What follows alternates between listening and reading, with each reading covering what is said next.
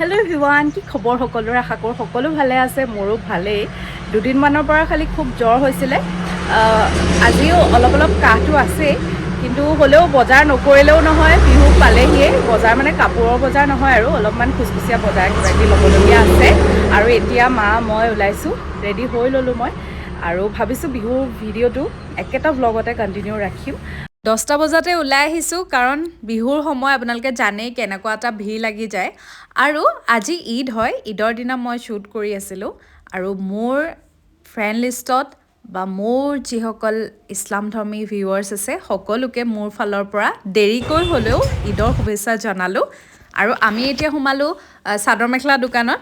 নলওঁকৈ মানে কাপোৰ দেখিলে ৰ'ব নোৱাৰোঁ যে, মা মই বিশেষকৈ এতিয়া সোমাই চাই আছোঁ তাকে কোনযোৰ লওঁ, আৰু লোৱা হৈ গ'ল। সেয়া দেখিছেনে, ঘৰৰ পৰা আহিছিলোঁ মাত্ৰ দুটামান বস্তু ল'ম বুলি, কিন্তু দোকান দেখি ৰ'ব নোৱাৰোঁ। আৰু তাৰপিছত সোমালোঁ বেগৰ দোকান এখনত। মায়ে অলপমান গিফ্ট দিবলৈ বেগ লৈ লৈছে। বাকী বজাৰ লাহে লাহে মানুহবোৰ ভিৰ হৈছে, আৰু সোনকালেও আহিলোঁ যে সেইকাৰণে ইমান এটা ভিৰো পোৱা নাই বাৰু। এফালে জাপি বাঁহী, এতিয়া সোমাই আহিলোঁ কচুৰি গলিলে।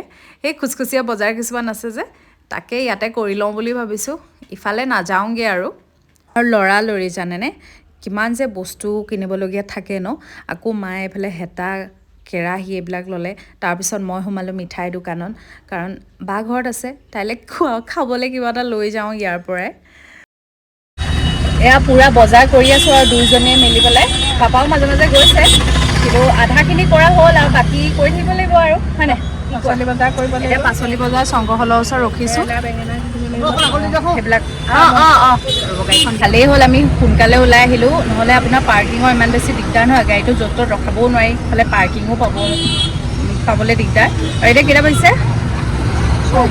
11:30 হ'ল। 10টাতে ওলাই আহিছিলোঁ, ভাবক মানে কিমান ঘূৰা ঘূৰি কৰিব লগা হৈছে, আৰু ভাল নালাগিলে ধৰক ল'বও মন নাযায় বস্তুটো ভাল নহ'লে। এতিয়া এইফালে শংকৰহলৰ ইয়াৰ পৰিৱেশ,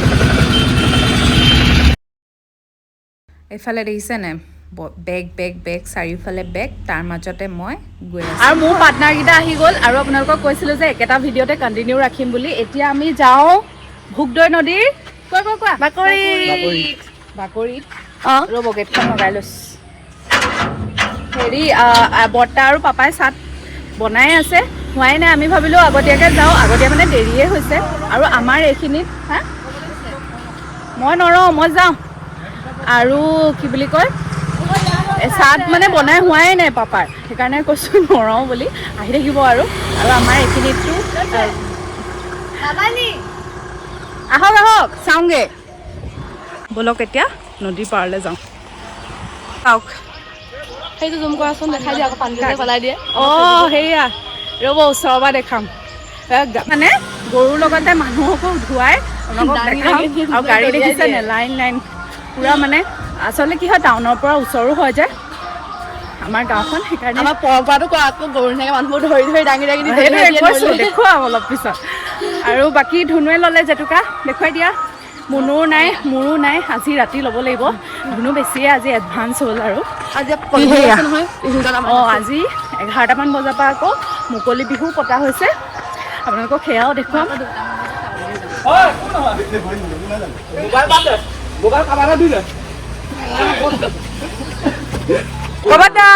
কেনেকুৱা?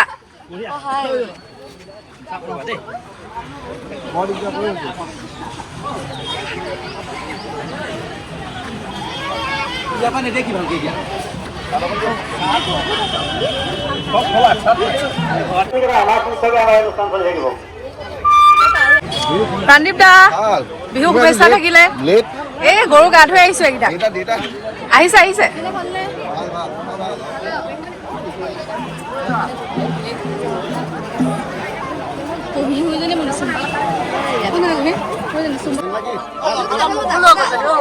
বজোৱা জনাক,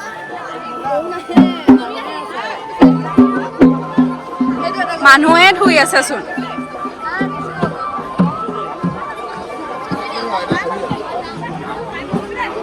বিহু শুভেচ্ছা থাকিলে। গৰু ক'ত? পলালে গৰু। আগত যাওঁ।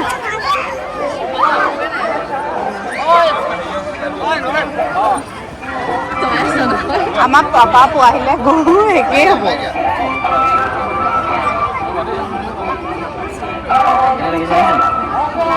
হা মানুহে ধুই আছে। পানীখিনি ভাল লাগিছে চাই এবাৰ।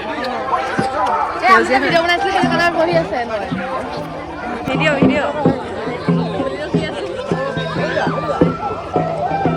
গৰু দেখিলা নে? আমাৰ দেৰিকে আহিল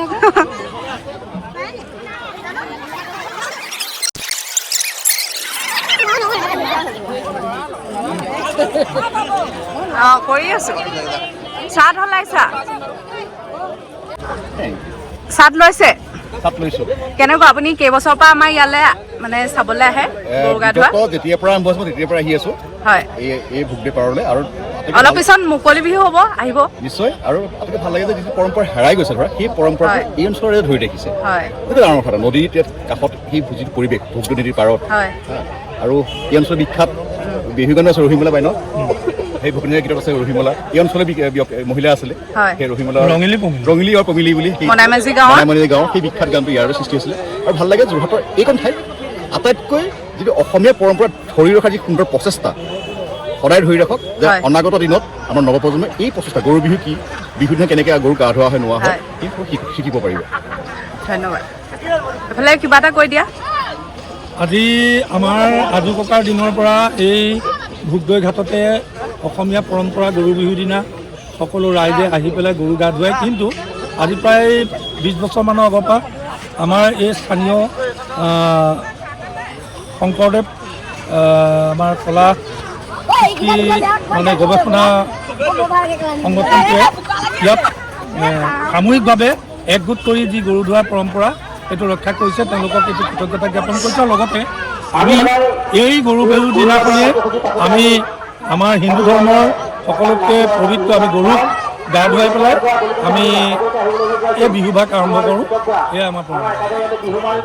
যিমান দিন এই অঞ্চলত আমাৰ ৰাইজ বাস কৰিছে সেই দিন ধৰি পেলাই ইয়াত এইটো ঘাটতে সামূহিকভাৱে গৰু গা ধুৱায়। কিন্তু ধুনীয়া বাহিনী আমাৰ ইয়াত আছে, আমাৰ ইয়াত কোনো অসুবিধা নাই। সকলোৱে আনন্দ উপভোগ কৰিব কাৰণে মই আহ্বান জনাইছো। সকলোৱে ইয়াত উপভোগ কৰোঁ। সুন্দৰ বাহিৰ বজায় তেখেতে বাহিৰ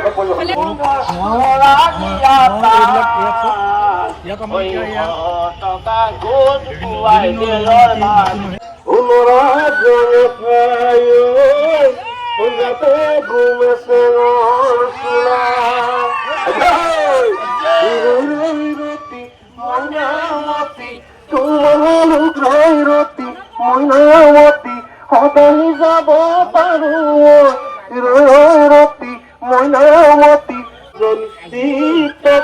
দেখিলে হৈ আহি নকবা আমাৰ পানী পৰা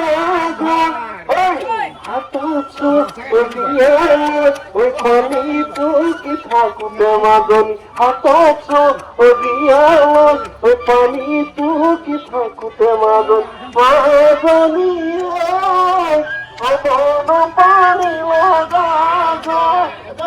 শংকুৰীয়াৰ বিহু পাইছেহিয়ে, গৰু এটাও নাই নহয়, চব গা ধোৱা শেষ।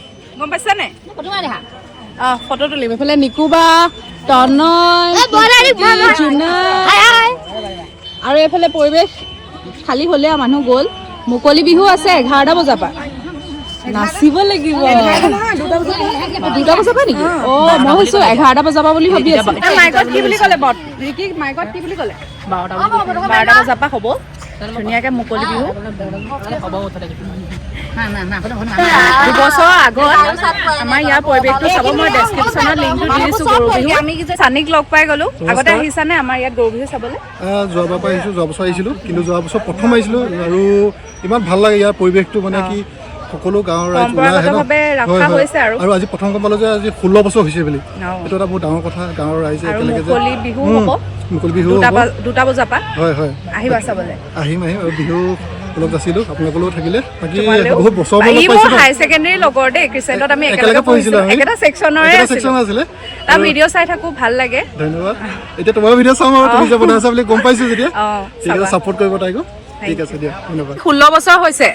17 বছৰ। 17 বছৰ 17 বছৰ অতি কমকৈ 17 বছৰ হৈছে গতিকে সমূহ অসমবাসী ৰাইজলৈ আমাৰ বিদিশা লাইভৰ যোগেদিয়ে মানে বিহু ৰঙালী বিহু আন্তৰিক শুভেচ্ছা তথা অভিনন্দন জ্ঞাপন কৰিছোঁ সকলোৱে ভাল হওক বছৰটি কাৰোবাৰ যদি বৰ্ষচক্ৰৰ কিবা আছে সকলোৱে দান দিয়া এসপ্তাহৰ ভিতৰত সকলোৱে ভাল হ'ব গতিকে আপোনালোকক পুনশ্চ বা বিহুৰ ওলগ জনাইছোঁ ধন্যবাদ ৰঙালী বিহুৰ শুভেচ্ছা দিলোঁ নতুন বছৰ আমাৰ অসমীয়া জাতিৰ নতুন বছৰ অসমীয়াৰ ওলগ জনাইছোঁ আৰু সকলোৰে মংগল হওক শুভ হওক সকলোকে শুভেচ্ছা আমাৰ ইউটিউবাৰ আমাৰ মোৰ ভতিজা তাইতো মংগল আৰু তাই নতুন নতুন খবৰ আৰু পাই থাকিব এই বছৰ বছৰ নতুন নতুন খবৰ আছে আৰু মাজে মাজে আপোনালোকে লৈ থাকিব তাই ঠিক আছে শুভেচ্ছা থাকিল সকলো জান বিহু কেনেকুৱা বিহু বঢ়িয়া বছৰেকীয়া বিহুত ওলাই আহিছোঁ আহি পেলাই সদায় পৰম্পৰাগত ধৰ্মী গাঁৱৰ বিহু চাবলৈ আহিলা বিহু চাবলৈ আহি পেলাই ছোৱালী দুজনী লৈ এইফালে বৌ আহিব লাগিছিলে বহুত ভাল লাগিছে অলপ দেৰি হ'ল আৰু আমি ঘৰলৈ যাবলৈ ওলালোঁ জিতুৰ দাৰ হাতত কি আছে কৈ দিয়ক মোৰ হাতত নাহৰ পাত আছে নাহৰ পাতৰ কামটো কৈ দিয়ক আজি লিখিম দিয়ে নাহৰ পাতৰ কাম মানে আমাৰ বছৰটোৰ কাৰণে মানে ধুমুহা বতাহ বৰষুণৰ এটা প্ৰতিৰক্ষা হয় সেইটো জোনাক দেউতা ওলাই আছে এইটো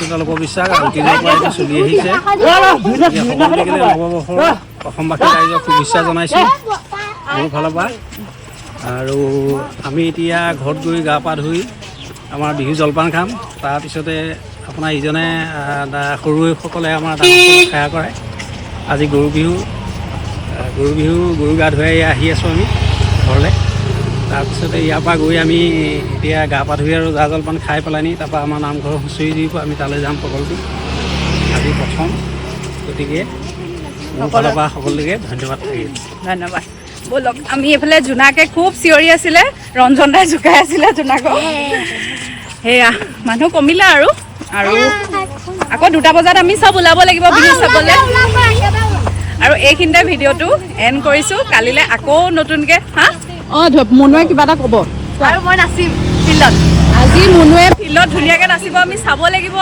ভিডিঅ' চাব লাগিব আৰু আমাৰ ধৰি লোৱা আৰু এইফালে পংখীয়ে চাটখন লৈ আহিছে হলোৱা হ'ল আৰু বাকীখিনি মানে আমি আজি খাব লাগিব গোটেইখিনি মিক্স কৰি 100 এবিধ শাকো খাব লাগিব আৰু জিতু দাই ক'লেই বাকীখিনি নিয়ম কি কৰিব লাগিব সেয়া ব'লক তেন্তে আজি ভিডিঅ'টো ইয়াতে এণ্ড কৰি দিছোঁ আশা কৰিলোঁ আপোনালোকে চাই ভাল পালে আৰু যোৱা 2 বছৰৰ আগত মোৰ চেনেলত দিয়া আছে আমাৰ ইয়াত গৰু বিহু কেনেদৰে উদযাপন হয় আচলতে আগতকৈ গৰু কমিলে আৰু ঠিক আছে দাদা আজিলৈ bye bye bye bye bye bye আমি গৰু বিহু এইফালে আমি ফটো তুলিলোঁ জানে নে পুৰা ফটো তুলিলোঁ ভিডিঅ' ল'লোঁ এতিয়া ঘৰলৈ গৈ আছোঁ এই মুনবৌক পাততে পালোঁ কি কৈ আছিলে এইখিনি কাইলৈ ভালকৈ বনাম দেই ভালকৈ পঢ়া শুনা কৰি